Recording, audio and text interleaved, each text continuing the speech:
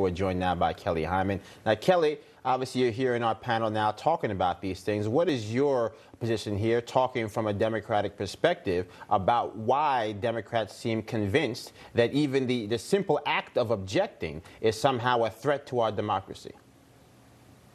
Well, Happy New Year to you and to all your viewers as well. I think we have to think that the American people, if you believe in democracy, got out and voted. And people voted in numbers. And the people have spoken. Over 7 million people voted for Biden over Trump. The Electoral College showed that Biden won. Even Mitch McConnell has said that what's going on January 2nd is not the will. It's going to affect our democracy, and it's going to have grave effects on our economy and also on the GOP as well going into the Georgia runoff. Well, I think that is true. There will be some political blowback and potentially even long-term irrevocable damage done. But to the first point, if we're saying that the belief is that Joe Biden won the Electoral College fair and square this time around, then what is the explanation for the Democrats who objected to President Trump 4 years ago? Back to you, Kelly. Right, absolutely. And there was evidence, there was no evidence in this matter in 2020. There was evidence that there was Russian involvement in our election. I find it fascinating that in 2016, Trump was okay because he won. But even before the 2020, he said that there was going to be some kind of fraud and saying all these false narratives. And because of that, there were special security measures in place to make sure that people's vote was protected. And I think that's what our democracy is out. No matter if you're Republican or Democrat or independent, you want to listen to the will of the people, and the people should have their voices heard.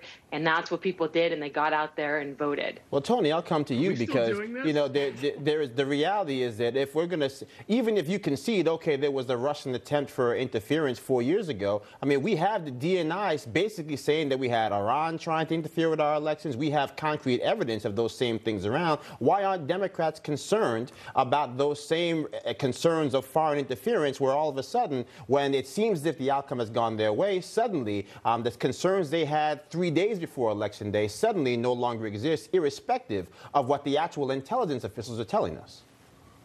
If we're going to worry about the American people, could we please stop insulting them by saying Russia, Russia, Russia?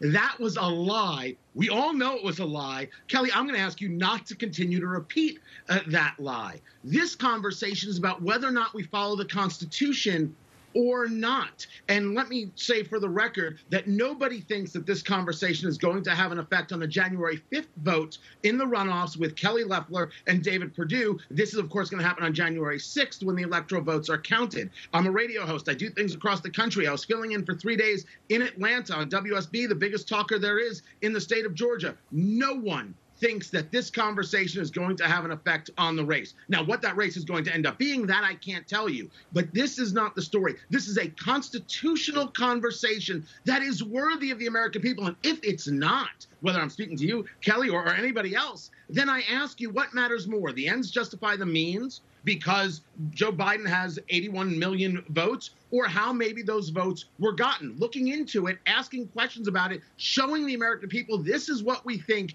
has happened, and that's why we find it unacceptable. There's nothing wrong with that. The system has to work. Without the system, we don't even have a country. Kelly, I see you shaking your head. I want to give you a chance to respond there, and then we'll get back to you as well. Thank you. I appreciate that. Trump has gone through the courts, filed lawsuit. He has every right to file lawsuits in the court. Cases have been dismissed. He even brought forward to the Supreme Court.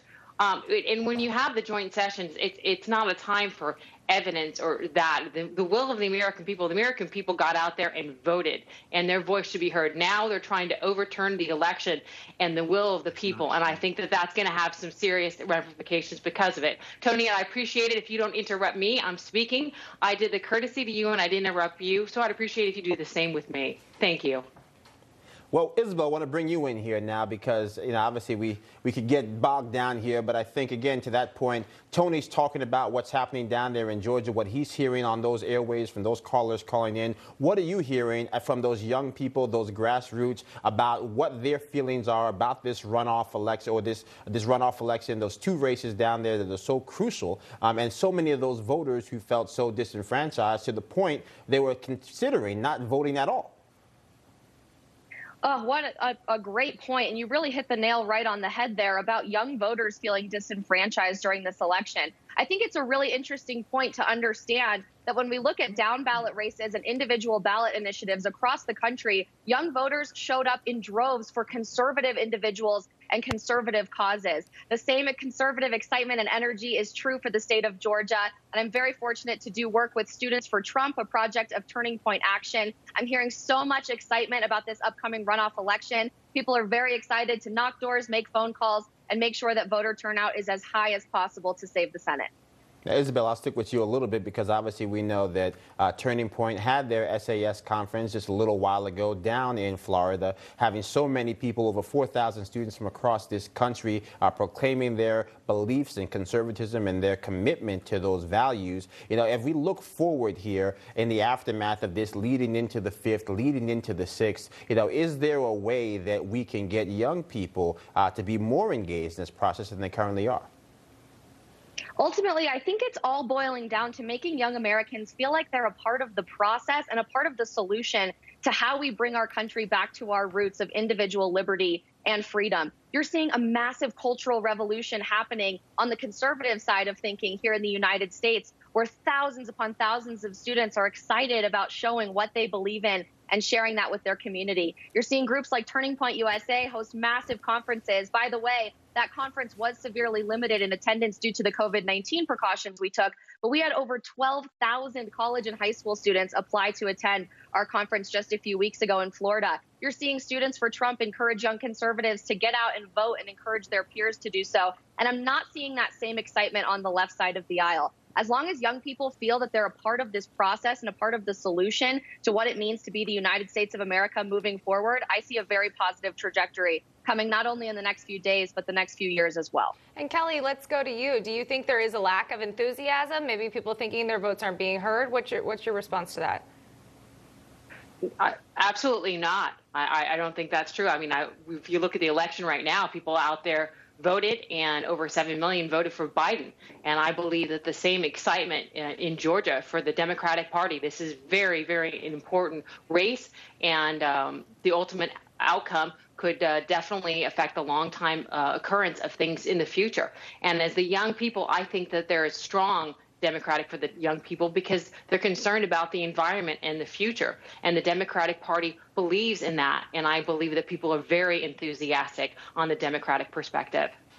All right, we're going to talk a bit more about Georgia in just a minute. So Kelly, Tony, and Isabel, we have a lot to talk about. Sit tight. Don't go anywhere. Tony, we'll get back to you. Don't worry down there. More American Agenda right after this.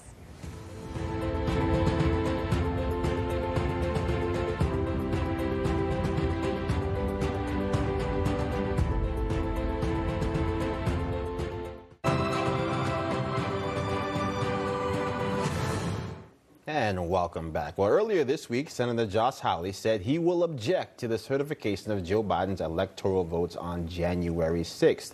Hawley says he is objecting because he believes some states failed to follow their own election laws. Hawley also says that big tech interfered on behalf of Joe Biden. We all remembered when Twitter banned the New York Post for printing the story about Hunter Biden's laptop. So how much of the threat does big tech pose to the future of political campaigns, and will we see Section 230 protections removed from big tech, which President Trump has called for? I want to bring back in our panel. And Tony, I'll start with you because, you know, I think everyone or most people can agree that big tech has placed their thumb on the scale. Even big tech themselves have admitted that what they did was wrong. When you had Dorsey crying before Congress saying we are sorry, we should not have limited that article. So what can we do here? And is there a better way than banning 230? Because we also know that getting rid of 230 entirely also prevents smaller startups that don't have the resources from being able to get the traction that allowed Facebook and Twitter to come to prominence in the first place. Yeah, I don't think Jack Gandalf the Grey was crying, but certainly it was a performance for sure. I think 230 and Section 230 gets people in a bit of a complicated place. We believe in free speech. We want people to be able to speak freely. We also believe that private companies should have the right to be able to decide what happens on their platform. The question is, should they get protections, difference between a platform and being a publisher, from the federal government? especially when you see the level of censorship that takes place. And it's an undeniable, none of us here can actually deny that conservatives aren't censored on these platforms. Of course they are. The Hunter Biden emails in the New York Post is only maybe the best example, but only one of many, many examples. This is why the president was not in favor of the NDAA, which the Senate just did the override of. He has a point to make because he knows that this has been about him in a large measure, and attacks on him. Whether or not America really wants to do away with the protections, I'm unsure. But certainly we can say that how Twitter and Facebook and Alphabet, which owns Google, have been acting is beyond unacceptable. We should all find it indecent. And the people who have no problem with it, those are the people we should have a problem with. Now, Kelly, I'll come to you because, it seems as if 230 specifically should be something that we should be able to find common ground around. I think whether you believe that conservatives being censored or not censored, it is very clear that big tech does choose favorites and pick winners and losers, whether you're talking about minority businesses, whether you're talking about organizations from Black Lives Matter to LGBTQ issues. Issue by issue, we find evidence that big tech is basically censoring the speech and the access that people have to information that certain organizations are putting forth. Do you believe that there will be more people on the left that will stand in solidarity with people who are citing these concerns? Well, we first have to remember this came about, this Section 230 came about with Republican and Democrat. So both parties reaching across the aisle to reach some kind of compromise. And I think it should definitely be looked at. We have to think in our country, the supporters of the Constitution, the First Amendment, people are entitled to their free speech. However, there needs to be some kind of limitations or concerns on that and balancing that with big tech. So I think that it's important that we look at it and see what we can do to reach some common ground. And if there needs to be some changes implemented to it, we should definitely do that.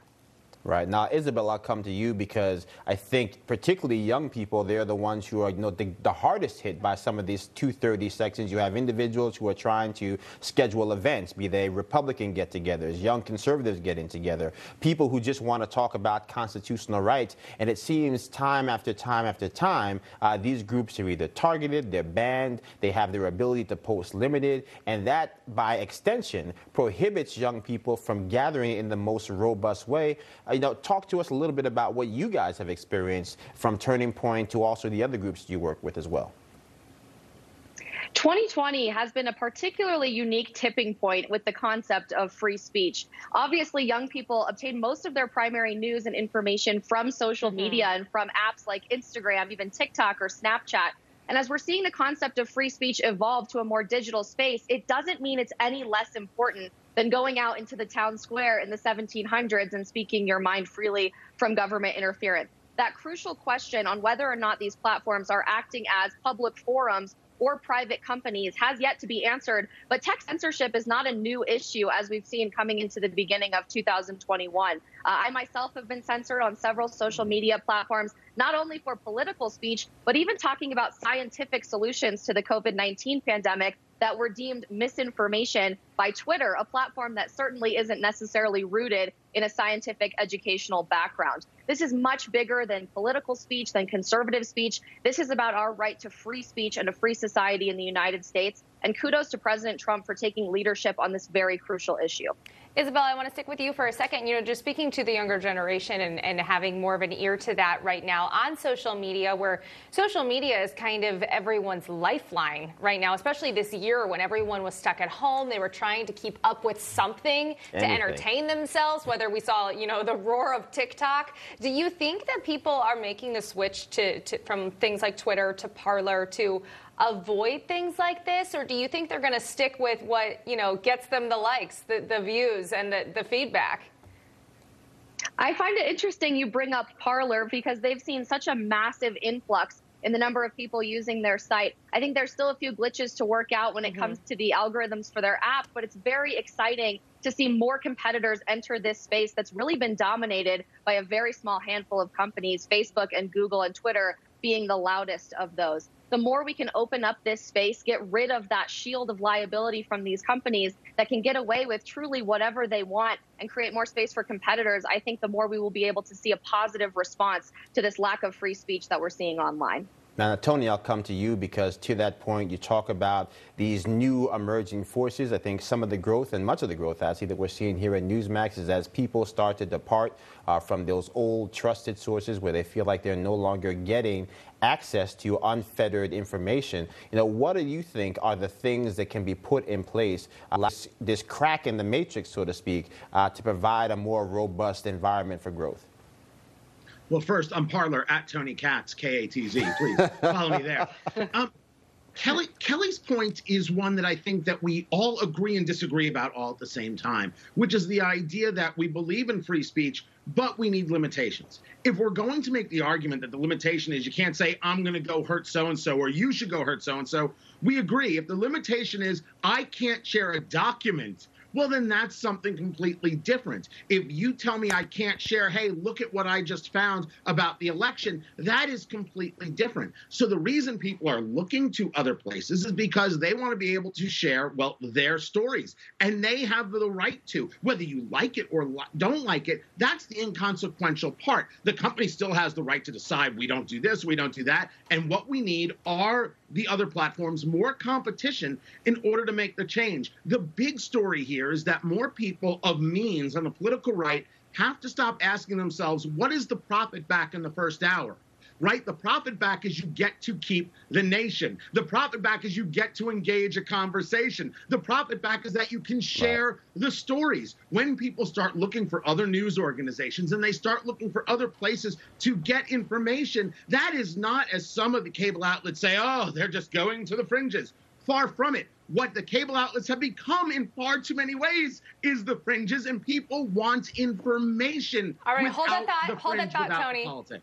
People want the information. We're going to get back to you in just a second. We just have to take a quick break. We'll be right back.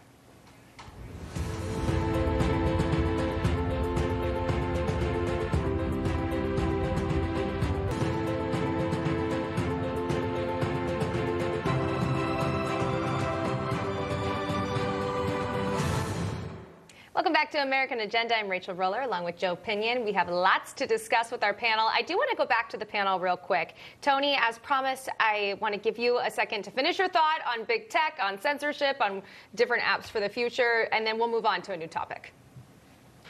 Just to finish my thought, and that's why I love Joe Pinion. Now, continue. So that's it. All right, Joe, take us into the next one. All right, well, Kelly, I want to talk to you. Obviously, we know we're days away from the Georgia Senate runoff. The runoffs will determine pretty much not just who will hold the control in the Senate, but also the trajectory of the nation in many ways. We have the latest Real Clear Politics average poll.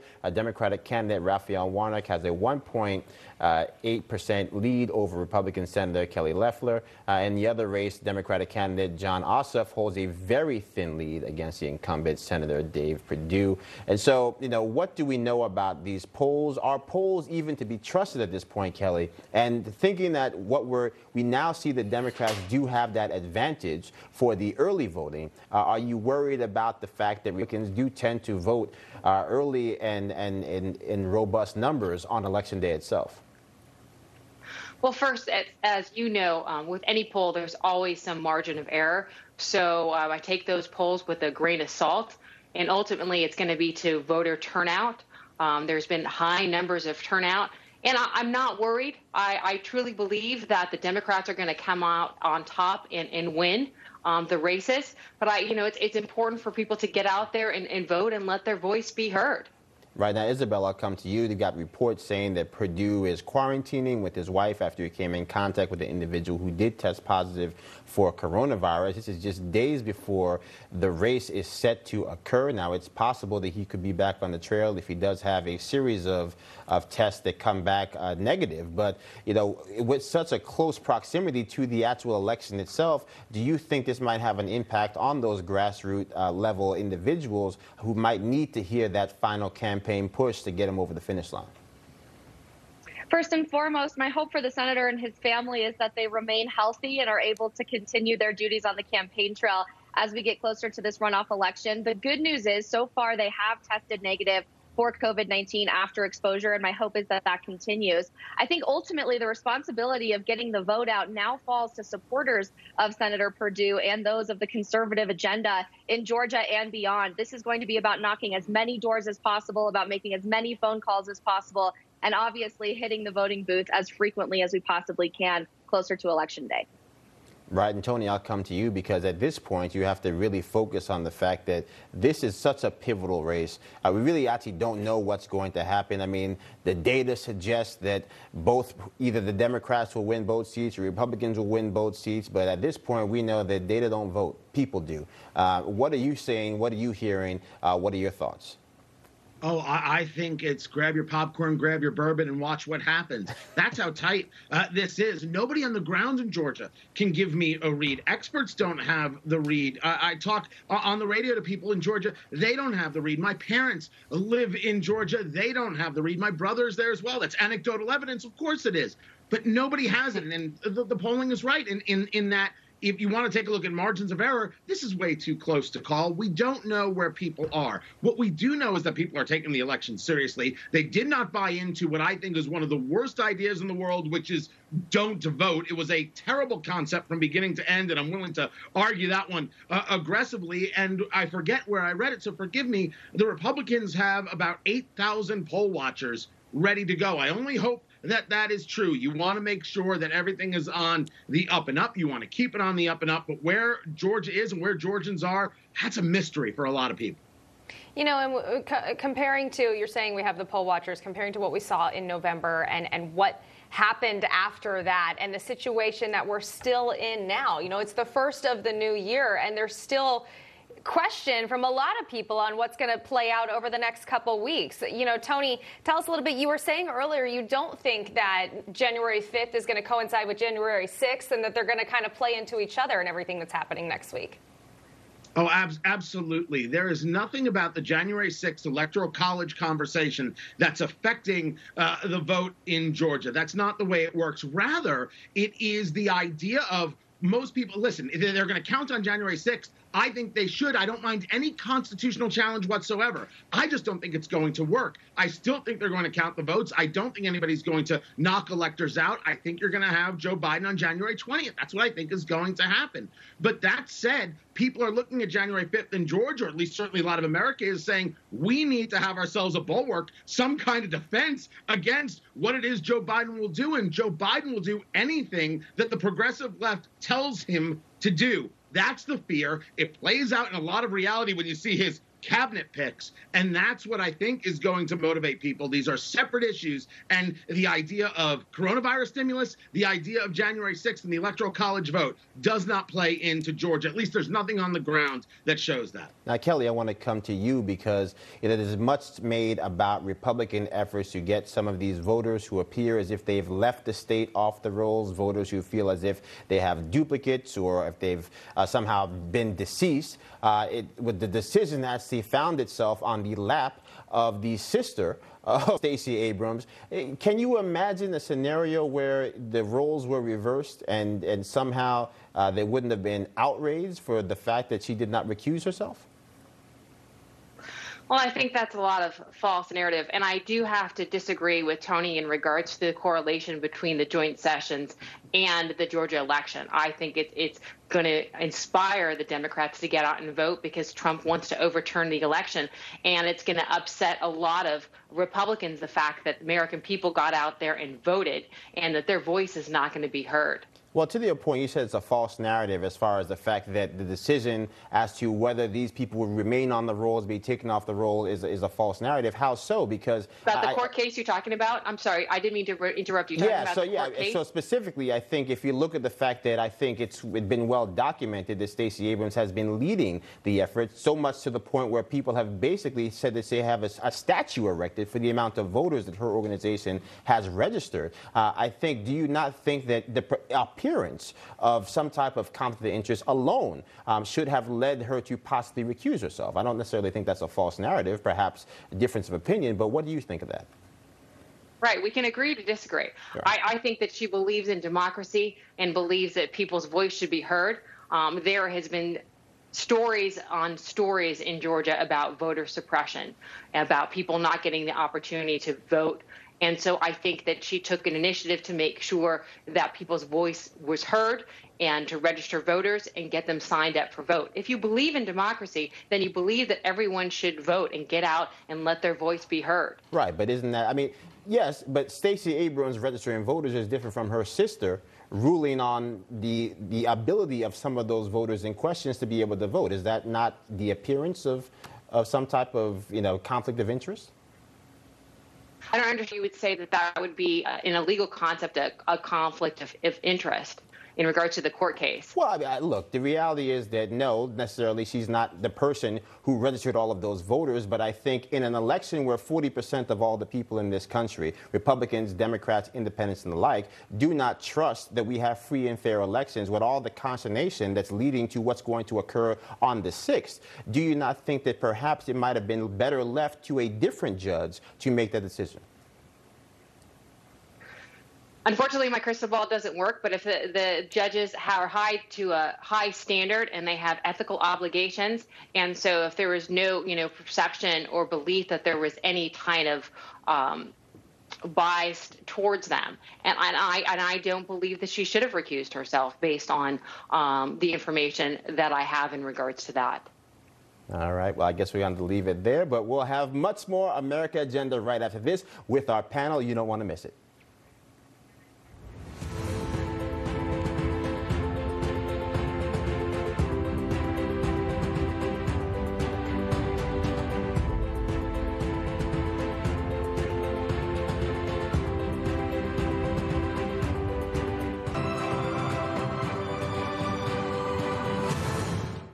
Welcome back to American Agenda. Well, if you watched the ball drop last night in Times Square, perhaps you watched it right here on Newsmax as we had our New Year Eve special. You may have noticed something in all those live feeds, something missing perhaps. The people. It was the first year where most New Yorkers counted down virtually instead of celebrating shoulder to shoulder crammed summer, whether it was New York or really anywhere across the country. Politicians urging their constituents to stay home. But we all know they don't always take their own advice, right? We saw that video. I'm sure you saw it on social media at some point today. New York Mayor Bill de Blasio seen dancing in the empty streets with his wife. So he was there, but other people told not to go. So how long will Americans, kind of just accept a lot of the hypocrisy? It's not just New York. We've seen it in California. We've seen it throughout this entire pandemic. And what does 2021 have in store in terms of lockdowns, closed businesses? We're going to bring back in our panel now to weigh in on this topic. And you know what, Isabel, I want to start with you because we talked a lot about how you kind of have that voice with the younger generation. And I don't mean to hone in on that, but it has been seen throughout this pandemic. It is a little bit harder to tell millennials and Gen Z what to do and then to do something different. It's almost like when you're a kid and your parents say, well, don't do it because I said so, and you want a little bit more explanation. What's your thoughts on what we're seeing now? That is precisely right. And last night we saw a very interesting juxtaposition between celebrating a beginning to 2021 here in the United States and even in places like the Wuhan province in China. In the Wuhan region, you saw individuals celebrating en masse. You saw kisses at midnight. You saw excitement and fireworks. And here in the United States, you saw almost nothing. It was virtually silent, except for our tuning into celebrations online and on television. That's not the America that young people are looking forward to in 2021 and beyond. And ultimately, young people are adults. They deserve the opportunity to make choices for themselves on their level of comfortability with this virus. If they make the decision to celebrate with friends and family in or outside their home, that should be up to them, not up to the politicians governing their states. Tony, I want to go to you now. What's your response to after seeing, we want to be hopeful. We want to, imagine a 2021 that looks so different than 2020. But of course, we know things don't just magically change at the stroke of midnight. It's important to remember, and for New Yorkers to remember, that Bill de Blasio hates you. He doesn't like you. He's not interested in you. He doesn't want to save you. He hates you. He loves him. He loves wasting money through his wife, and Lord only knows where those millions of dollars went. but he hates you. And that's why he applies these so-called principles and non-scientific pieces of science to keep you from being able to live your life. And that is also true in California. And that's true in other cities as well. We have seen it in cities large and small. Where I live, Indianapolis, Indiana, there is a town to the northeast called Fishers, Indiana, where the Republican mayor told bars and restaurants they have to close at 10 p.m. between Christmas and New Year's. 10 p.m. as if somehow coronavirus gets worse after that time. We all know that the spread isn't coming from bars and restaurants. It is coming from families and those people together.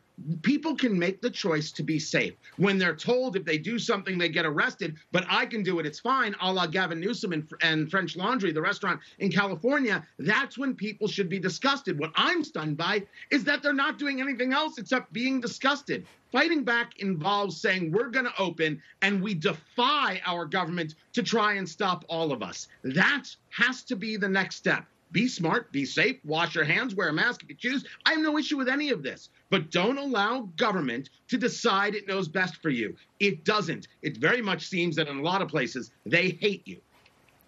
All right, Kelly, what's your response to that? Wow, that was a lot. I would hope that people that lead us don't hate us.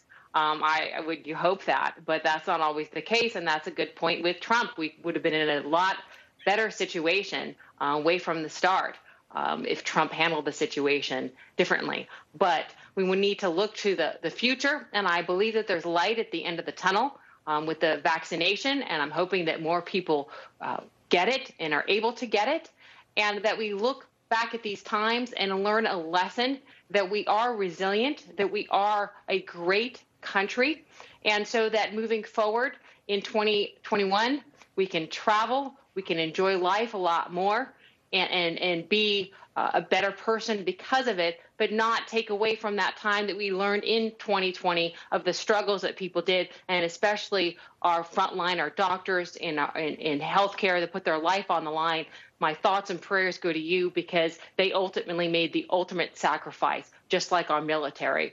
And so I'm looking forward to a bright and prosperous 2021 for all of us. You know, and I'm with you there, Kelly. I'm choosing to remain optimistic and hopeful. You know, we did see last night in Times Square about 40 medical professionals, healthcare workers were invited to watch the ball drop. It was a nice gesture because it was different. You know, we talked about this, Isabel, going back to you, the generations that are used to seeing the excitement on New Year's Eve and heading to a New Year's Eve party and, you know, just not having to be concerned with everything we're being told to do and, you know, stay inside, don't touch anything. And it's a lot, I think, for younger generations and older generations.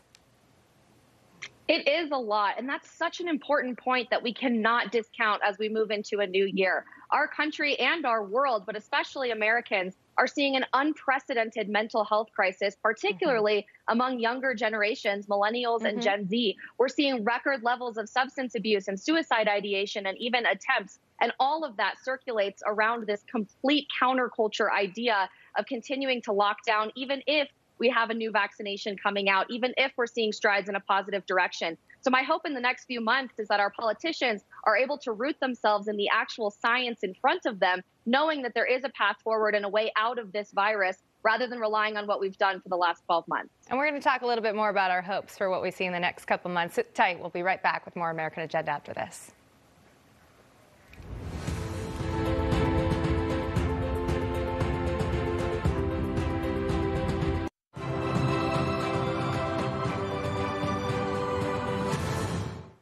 Welcome back to American Agenda. I'm Rachel Roller.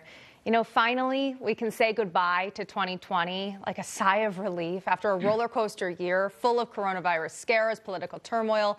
Hopefully, the hope is we're looking forward, 2021 will be better. So let's bring back our panel to discuss a few things. You know, the beauty of these panels, you guys, we thank you for joining in on them, of course, is yes, sometimes we can just agree to disagree. And that's why we like to have discussion. Something I think we can all agree on is the fact that we can put 2020 in the rearview mirror and focus on what's ahead. So let's talk about that.